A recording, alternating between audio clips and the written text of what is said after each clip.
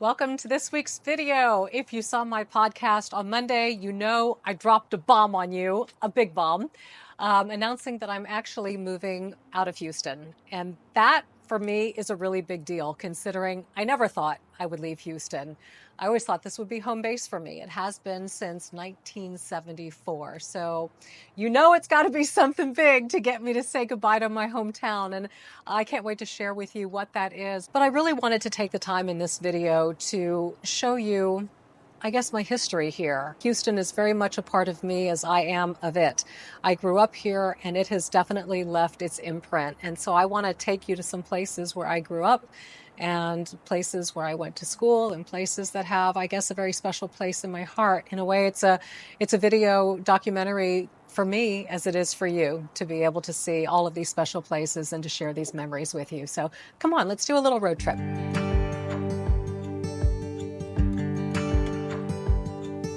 We're on a really symbolic street for me. Gessner Drive is a street that was very significant in my childhood. My elementary school was on this street, led to the mall where I worked, north, and then later in life, south, led to Channel 2, where I also worked. So I've spent a lot of time going up and down Gessner, but it's leading us to our first stop, which is essentially a townhome community where I grew up. There it is. Totally new and improved. Did not look like that when I went there. Lucky kids. So now we're turning on Memorial, which is also a major street for me because all of my friends lived up and down Memorial. And back in the day, you could actually get out and ride bikes. And we would just get home from school and we'd ride bikes and we'd go up and down Memorial, in and out of all of these streets. And we just knew to be home by 7 o'clock. That was it. Just be home by 7. Nobody had cell phones, nothing. There was no worry about anything. It was just kids and bikes and hanging out. Those were the days. Seriously. Okay, we are approaching my home. Actually, I lived here twice. When we first moved to Houston, we moved into Ethan's Glen, and then we moved out for about 2 years. We moved into a house, and then we came back to Ethan's Glen for a second time, and I'm excited to show you.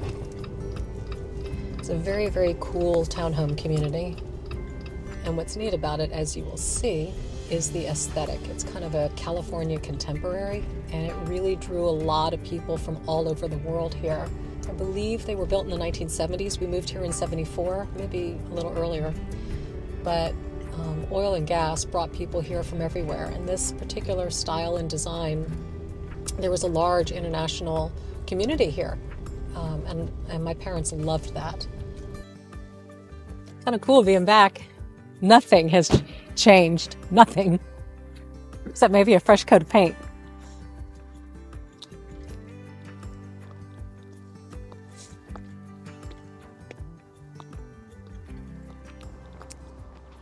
So this one is it.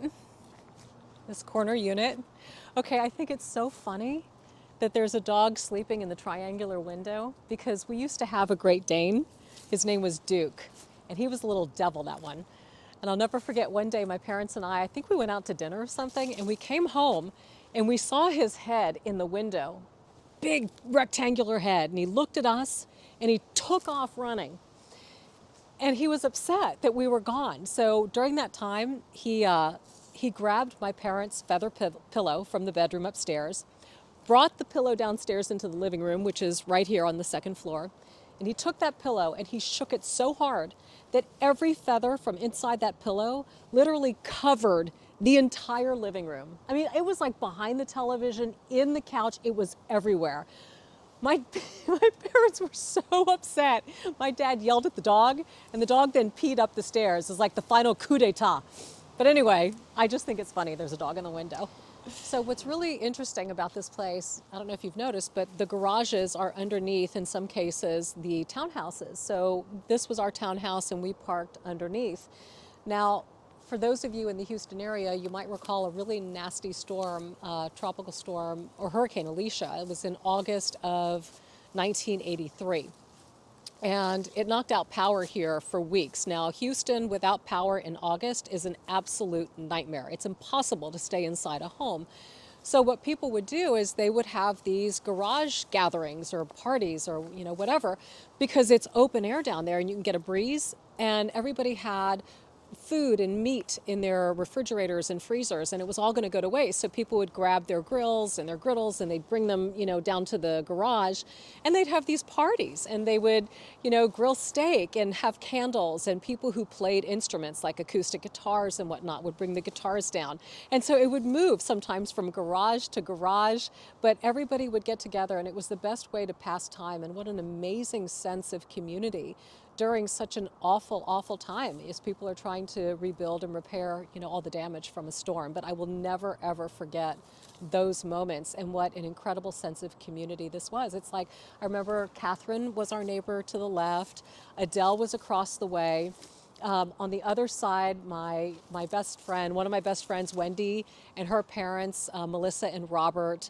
It was such a unusual mix of families as well as single moms with their children. And my mother obviously was friendly with everybody, so we all had friends in this community.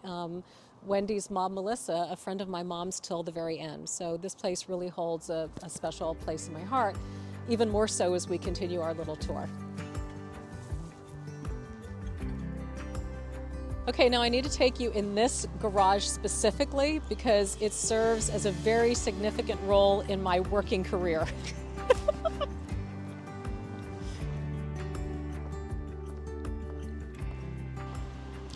So many of you may have heard me talk about the fact that my very first job was when I was 13 and a half. And you may be thinking, well, how in the heck did that happen? Well, let me tell you. Ethan's Glen employed a bunch of us kids who lived here to do maintenance work during the summertime. So I was among a group of, I don't know, maybe 8 to 10 kids, and we painted garages. We painted the pool area. We painted all around. The boys would tar the driveways. But I remember painting this garage, and what is so significant about this garage is not only did we paint it, but we got in a serious paint fight in the garage. So we painted the walls and each other, and it was so much fun, and I literally collected a paycheck. It was the first paycheck ever.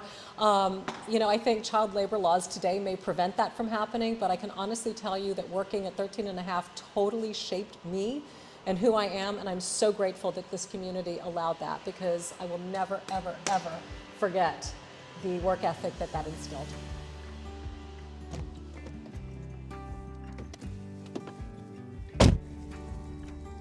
Here comes the pool.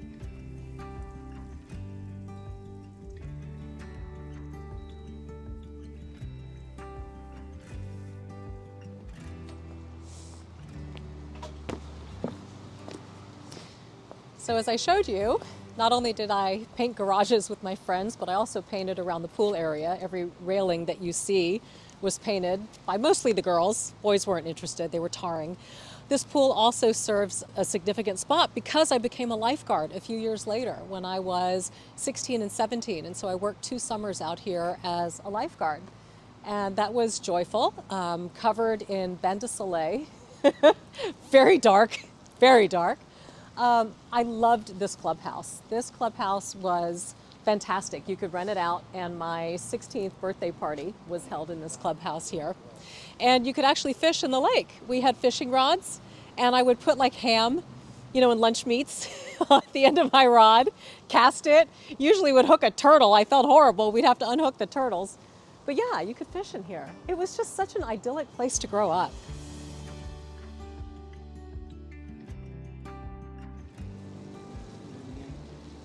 I should have brought my mother's ashes.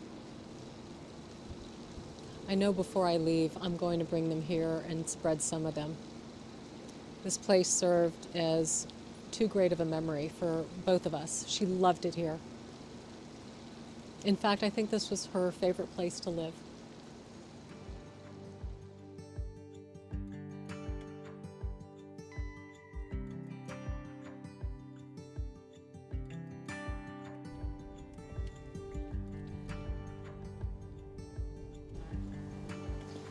Ah, Memorial City Mall. This was the hangout for all the kids in the area. And I don't care where you lived, but back in the 70s and the 80s, malls were the place to either look for guys, hang out with the girls, and in some cases, actually have a job. I did all three. Let's go. Okay, this is insane because the food court is exactly the same. All of this was here to the left, all of it, except on the right, that was an arcade. So we would go in there and we'd play like Pac-Man, Space Invaders, Donkey Kong. The McDonald's was here, but then I also remembered there was some foot-long hot dog place, and we would always get the foot-long hot dog with the chili cheese. Such a good old healthy American diet. Oh my word. But a lot of this stuff is still the same, except I'm just seeing some new retailers. But where I used to work was the Limited Express, and that's around the corner to the left. So let's see if it's there. So obviously a lot more restaurants are here, totally different retailers are here as well. Some of the jeweler that I see here on the corner is the same. There's a Mac store that clearly wasn't here when I was in high school. It's so funny seeing all of the new retailers that are in. There used to be a Foley's. Remember that? Foley's was down to the right. Now we're hook a left, and it's either where the Levi's or is it Hollister? I can't tell. But that's where the Limited Express used to be, and that's where I worked, here on the right-hand side. Yeah, it was right here. It was right here. That was it. Okay, so it's now a Levi's. It was a Limited Express. Why would a teenage girl work at a clothing store in the mall? Duh, to be able to provide her wardrobe for school. So yeah, I remember working here in the summer. I will never forget. You know how fall fashion always comes out in the summertime? So I was buying up all of this winter clothing. I mean, I was buying like flannel and all of that in August because that's when it comes out. And I remember showing up first day of school in the middle of August wearing flannel. And I thought I was so cool, and I was about ready to die because it's like 97 degrees and about 90% humidity. But I was a cool girl in flannel in August.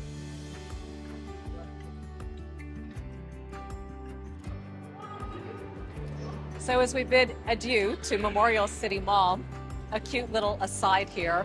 This carousel was not here when I was a child.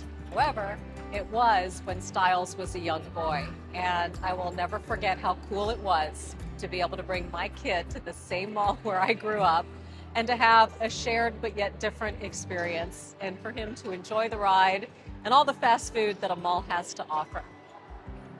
On to the next place.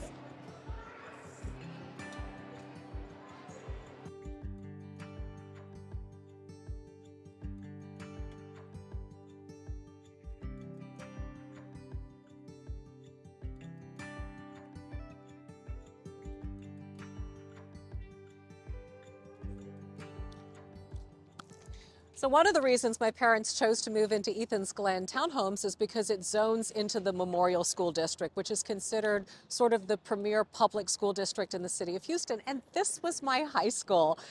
When I think back to my time in Memorial High, there are three classes that really stand out to me. First of all, you're gonna laugh, my typing class, but really kind of a no-brainer since I became a journalist. Secondly, fashion design, where I learned how to cut patterns and make my own clothes. That was very cool. Third, my art class. And I'll show you where that was, and there was something very special that happened during art class one day. So my art class is directly behind me on the second floor, and I loved all of the work. Mrs. Bonowitz was my art teacher, and she was just the softest, sweetest, lovely woman who was a great, great art teacher. But I will never forget one day, it started to snow. Now, mind you, this is Houston, Texas. It rarely snows here. And we were all literally glued to those windows, watching the snow fall and lightly dusting all of the cars out in the parking lot to the right here. And it just created such a beautiful piece of art outside the art class. And I love that. It's sort of funny, the sense of familiarity that happens when you drive through these old streets that you've known for so long. It's as if a muscle memory kicks in and you instinctively know where to go without even thinking about it. You could almost get there with your eyes closed. And as we've weaved and dodged from mall to school to this place to that place, I almost haven't thought about how to get there. I just somehow got there. And it's ironic today, it's not so easy. We're so dependent on maps and directions. But back then, you just had to remember where you needed to go.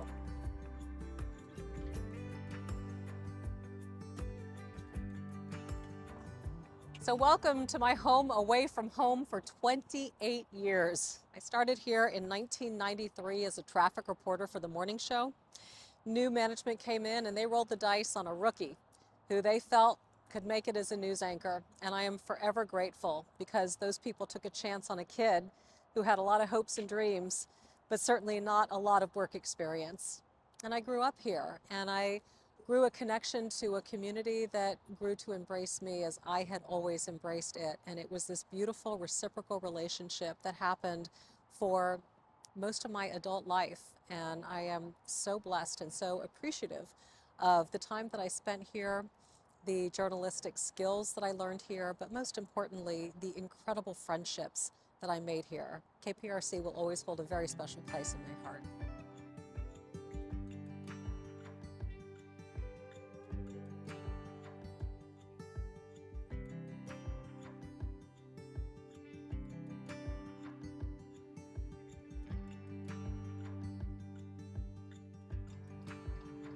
How I made it to the University of Houston School of Communication is kind of a funny story.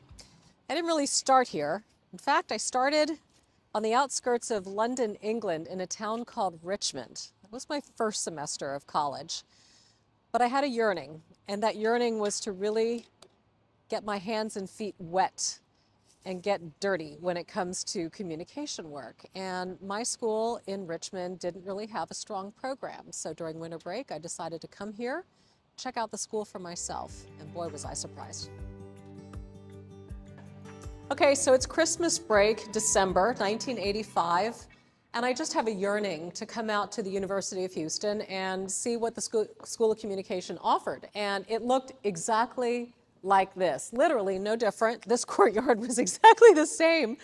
And I came in and I just started going in and out of all of these doors, checking out the different classes. And I saw classes where there was production equipment and sets and studios, and a photojournalism class where you could actually print and do your own photography. And I thought, my goodness, you know, I had to travel all the way to London to realize that this was my school home. This was where I needed to be. And I learned everything here. And one of my professors actually helped me get my first job here at Metro Traffic. So it was a good thing I saw what this place had to offer, and I stayed.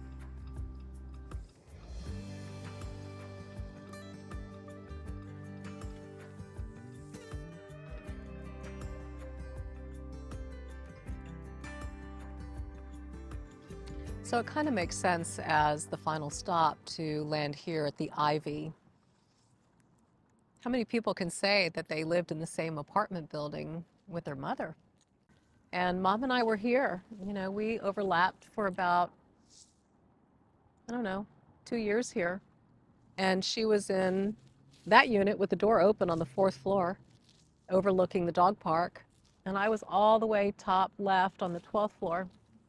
And we would meet a lot out here at the dog park. And she would sit next to me. And Oscar would play with all the dogs. We'd sometimes bring some wine, hang out, talk.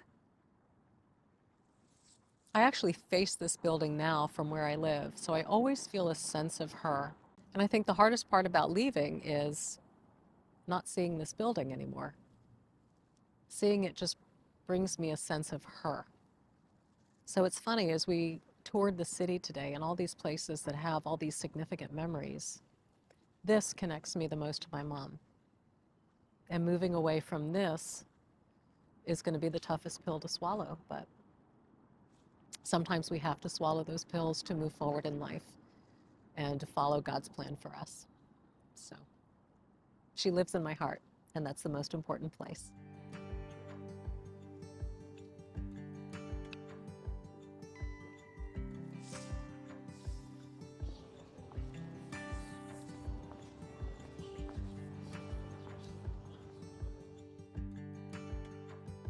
So cheers to you, Mom, because I know you had a hand in orchestrating all of these events that are playing out in my life.